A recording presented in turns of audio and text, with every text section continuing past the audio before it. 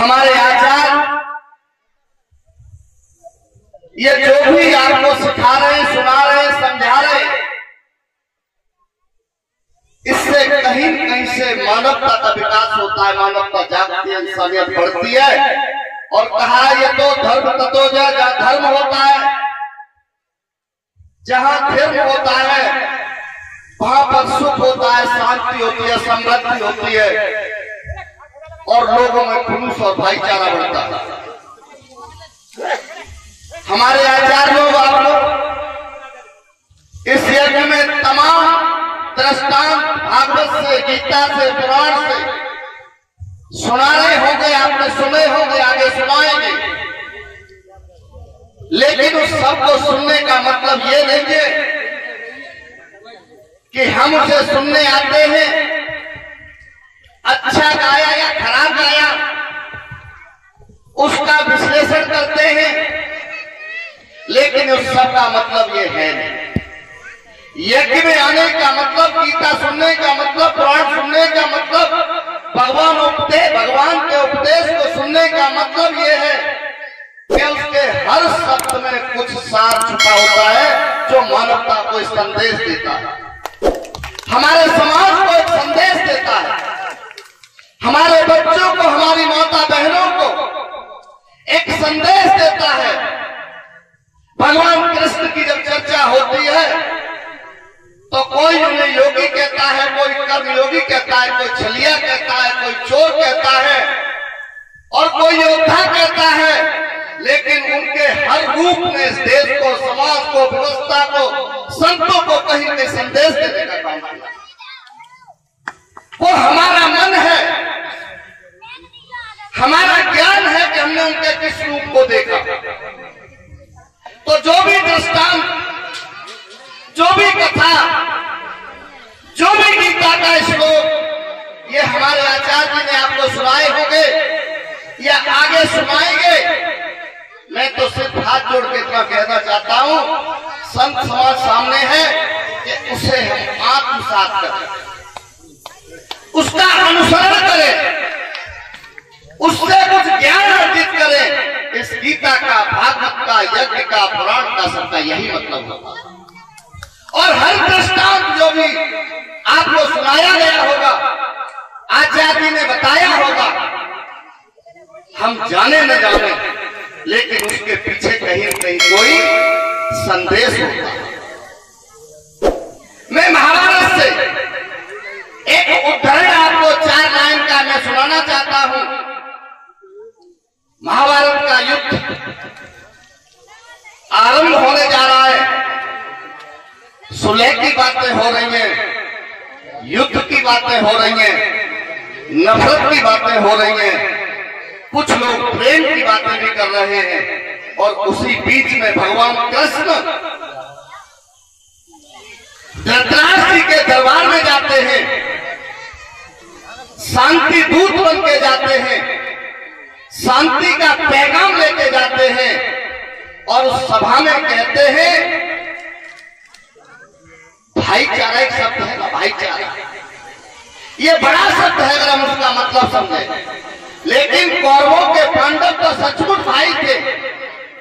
वो कहते हैं कि दुर्योधन ये आपके भाई हैं, आपके कुल के हैं, आपके समाज के हैं, आपके खानदान के हैं, इनका हक है। युधिष्ठिर बड़े हैं, राज पांडव का था, उनका हक बनता है, पर हम शांति चाहते हैं, खुलूस चाहते हैं, भाईचारा चाहते हैं, प्रेम चाहते हैं। इसलिए हम ये संदेश लेके आए हैं कि आप आधा राज पांडवों को दे दो और आधा राज आप अपने पास।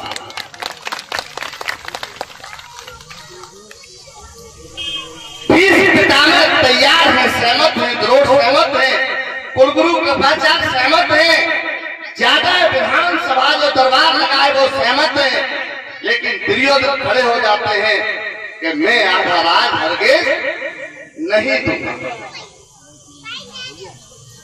यहां एक संदेश है, भागवत का जो भी उदाहरण है, जो भी हमारी कहानी है, उसके पीछे एक राज है, वो छुपा हुआ है।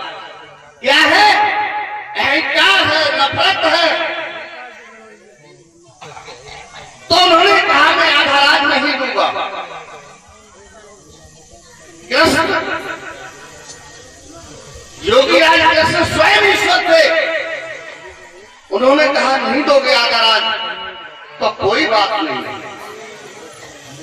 आपका साम्राज्य बहुत बड़ा है, पांडवों को मैं बिना पूछे न्याय करता हूं, सारा राज आप रख लीजिए, 5 गांव पांडवों को दे दीजिए, मैं उन्हीं से उन्हें बना लूंगा और खून बहना बच जाएगा, लाशें गिरना बच जाएगी, भाई का भाई के हाथ से कत्ल बच जाएगा, नफरत मिट जाएगी, अहंकार की बात छोड़कर आप उनको 5 गांव दे दो। पांडव सहमत हो गए। क्या कहा दुर्योधन ने? जब अहंकार होता है, जब नफरत होती है तो ज्ञान का नाश हो जाता है। इस कथा के पीछे ये संदेश है। जब अहंकार से चढ़के बोलता है तो आदमी की, व्यक्ति की आंखें, सामने की आंखें और एक कहते हैं ये की आंखें, ये सब बंद हो जाती हैं। ये इसके पीछे संदेश है कि जब जब नफरत बढ़ती है, जब जब घृणा बढ़ती है, जब जब द्वेष बढ़ता है, जब जब अहंकार बढ़ता है तो व्यक्ति को विनाश की तरफ ले जाता है। इस उदाहरण का ये संदेश। क्या कहा दुर्योधन ने कि नोक सुई की पिंगे ना हम, जब तक झरा भरो है और कुरुक्षेत्र तक झरो। अहंकार था कि कौरव सेना से बड़ी कोई सेना नहीं, कर्ण भीष्म द्रोण जैसे कोई महारथी नहीं है, स्वयं मेरे जैसा कोई गदाधारी नहीं है, तो न्याय क्यों? जब अहंकार आता है तो न्याय नहीं, जब घृणा आती है, द्वेष आता है, विद्वेष आता है तो व्यक्ति की आंखें भी बंद करता है। और कृष्ण ने जब उंगली उठाई तो दुर्योधन ने कहा ये ग्वाला, ये पांडवों का पक्ष रखने आया है, इसको बंधक बना। स्वयं योगी राज कृष्ण को बंधक बनाने की बात करने लगा दुर्योधन। ये सब क्या था? ये अहंकार था, द्वेष था, घृणा थी, अभिमान था। क्या कहा कृष्ण ने? रे दुर्योधन में जाता हूं, रे दुर्योधन में जाता हूं, तुझको संदेश सुनाता हूं, याचना नहीं। जब नफरत बढ़ती है, घृणा बढ़ती है, द्वेष बढ़ता है, अभिमान बढ़ता है तो नाश के दरवाजे की तरफ व्यक्ति जाने लगता है। तो कृष्ण को भी नाश का विनाश करना था। उन्होंने कहा रे दुर्योधन में जाता हूं, तुझको संकल्प सुनाता हूं, याचना नहीं, अब रण होगा, जीवन जय या कि मृत्यु वर्ण होगा। दुर्योधन भूषाई होगा, हिंसा का उत्तरदायी होगा और सारे कौरव वंश का सरदार होगा। पूरा कौरव वंश महारथियों की एक सेना थी। उस काल में उसके महारथी जो उसके दरबार में थे, उनकी कोई शानी नहीं थी, उनकी कोई बराबरी नहीं थी, लेकिन सारे योद्धा एक एक करके अभिमान की भेंट, द्वेष की भेंट, अहंकार की भेंट और घृणा की भेंट चढ़ गए थे। इस रामायण में, इस भागवत में, इस गीता में, इस पुराण में भी हर कथा के पीछे, हर कहानी के पीछे कोई एक संदेश है। अगर यहाँ पर आते हैं, बैठते हैं, सुनते हैं तो कथा के पीछे के संदेश को, उसको सुनिए, आंख साफ करिए। और अगर मेरा और आपका कल्याण होगा तो देश का कल्याण होगा, समाज का कल्याण होगा और देश आगे बढ़ेगा, समाज आगे बढ़ेगा। मैं कोई लंबी बातें नहीं करूंगा, सिर्फ ये कहना चाहता हूं कि शास्त्री जी 5 दिन 7 दिन जो भी उदाहरण सुनाएंगे, जो भी कथा सुनाएंगे, उसे कथा के रूप में नहीं, उसके पीछे के ज्ञान के रूप में आसार करके जाइए। उसमें हमारा और सबका आपका कल्याण होगा। इन्हीं शब्दों के साथ मैं अपनी वाणी को विराम देना चाहता हूं, क्योंकि शास्त्री जी आपको फिर कोई नया धर्म सुनाएंगे। मैं तो सिर्फ इतना कहना चाहता हूं कि समाज में खुलूस रखिए, भाईचारा रखिए, शांति रखिए, प्रेम रखिए। और लोग एक बात पर और आगे बढ़ना चाहिए,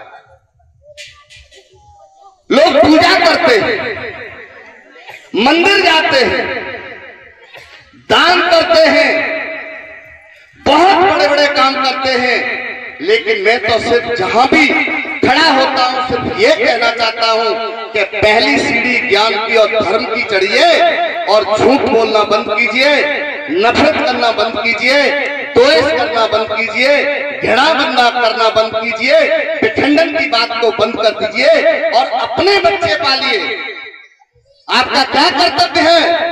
कृष्ण ने गीता में हमेशा कर्म की बात कही है, धर्म की बात बाद में कही है। आपका धर्म है कि अपने बच्चे पालिए और जो आपका कर्तव्य है उसे निभाइए। अगर उससे कुछ आगे बचता है तो गरीब को देखिए, मजलूम को देखिए, कमजोर को देखिए, कोढ़ी को देखिए, दिव्यांग को देखिए और हो सके तो अपने पड़ोसी को देखिए। अगर उससे कुछ ज्यादा बचे तो अपने मोहल्ले को देखिए और उससे कुछ ज्यादा बचे तो अपने गांव को देखिए। और झूठ, फरेब, अहंकार, नफरत, द्वेष, घृणा को बंद कर दीजिए। मेरे जैसा छोटा व्यक्ति ये कह के जाता है कि आपसे बड़ा धर्मी और आपसे बड़ा उपासक ईश्वर का कोई नहीं है। ये सारी कायनात, ये सारे लोग उस ईश्वर की बगिया है। तरह तरह के फूल हैं, तरह तरह की डाली है, तरह तरह की कलियां हैं, तरह तरह की टहनियां हैं। और जब हम इन्हें नुकसान पहुंचाते हैं, जब हम इनसे नफरत करते हैं, जब हम इनसे द्वेष करते हैं, जब हम इनसे घृणा करते हैं तो मालिक हमसे स्वयं नाराज होता है। इसलिए अहंकार छोड़ के, द्वेष छोड़ के, घृणा छोड़ के, झूठ छोड़ के जीवन जिए और हो सके तो कमजोर की, गरीब की, मजलूम की मदद कीजिए। और नहीं कर सकते तो अपने बच्चे पालिए, अपने मोहल्ले का कल्याण कीजिए, अपने गांव का कल्याण कीजिए। इससे बड़ी कोई सेवा, इससे बड़ा कोई धर्म नहीं होता। और इससे बड़ा जो धर्म होता है, जब आप इससे बात से ऊपर चले जाएं तब कोई पूजा करने जाइए और तब कोई तप करने जाइए। आपको स्वयं ईश्वर में आप लीन होंगे। इन्हीं शब्दों के साथ धन्यवाद। सिर्फ एक बात और कहना चाहता हूं, यहाँ का विषय नहीं है, यहाँ का विषय नहीं है, पर मैं मजबूर हूं, मैं सारा काम उसी का करता हूं। इसलिए दो शब्द और कहते आपका समय नहीं लूंगा। मैं माफी चाहता हूं, मैं भगवान के दरबार में खड़ा हूं। हम सब किसान, हम सब गरीब और हमारे खिलाफ साजिश हो गई। दिल्ली में साजिश हुई है, 3 कानून हमारे खिलाफ बन गए हैं, 250-300 किसान मर गए हैं, किसी ने सुसाइड कर दिया है, कोई पैसे मर गया है, लोग खड़े खेत जोत रहे हैं। मुझे मौका मिल गया, किसान सामने बैठा है, तो मैं ये मानता हूं कि आपत्तिकाले मर्यादा नास्ति, ये धर्म में भी कहा है। और ये आपत्तिकाल है कि जहां किसान को बंधुआ मजदूर बनाने का सपना लोगों ने देख लिया है, किन लोगों ने पास कर दिया है, और अगर हम नहीं जागे तो हम बंधुआ मजदूर हो जाएंगे, अपने ही खेत में हम अपने नौकर और वो हो जाएंगे। तो मैं सिर्फ ये भी कहना चाहता हूँ, मैं जहाँ जाता हूँ सुबह से शाम तक यही काम कर रहा हूँ। इसलिए मुझे लगा कि यहाँ समय नहीं है और यहाँ विषय नहीं है, फिर भी ये 2 शब्द मैंने कहना चाहा था कि आप ये जो काले कानून बने हैं उसे घर में मत सोइए, बाहर निकलिए, आंखें खोलिए, अपने पड़ोसी को, अपने घर को, अपने रिश्तेदार को, अपने मोहल्ले को समझाइए कि जगिए, आपत्ति आ रही है और उसके लिए अपने हाथ उठाकर खड़े हो जाइए। और इन लोगों के जो मंसूबे हैं, जिन्होंने किसान को बंधुआ बनाने का मंसूबा किया है, उनके खिलाफ आवाज बुलंद कीजिए। इतना ही मैंने 2 शब्द भीख मांगे थे आपसे कि मैं ये भी कह के जाऊंगा। और इन्हीं शब्दों के साथ भगवान योगीश्वर कृष्ण के दरबार में, उनके चरणों में शीश झुका के अपनी बात समाप्त करता हूँ। जय श्री कृष्ण।